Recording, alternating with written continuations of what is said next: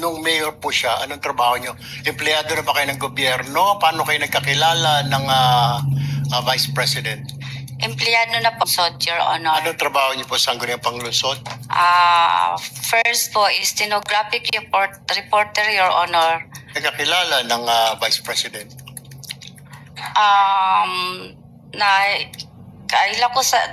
Nakilala ko siya, Your Honor.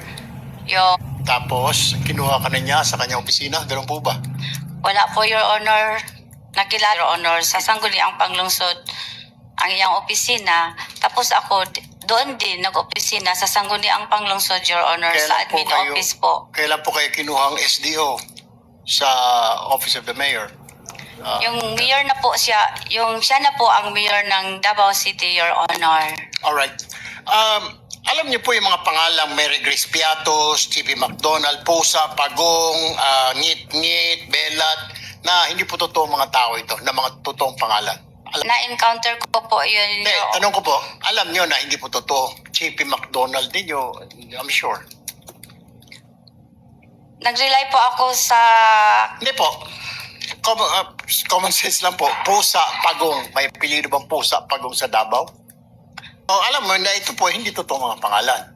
Totoong tao po sila. Totoo pangalan, pero hindi po totoong pangalan. Kung hindi po totoo mga pangalan, bakit wala kayong record na itong mga pangalan ng mga tao na tumanggap na CIF?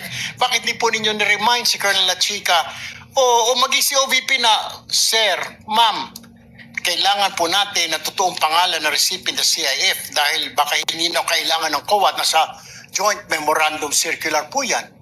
Basa ko po sa GC, Your Honor, hindi naman po sinasabi doon na kailangan po ang pangalan ng recipient po, Your Honor.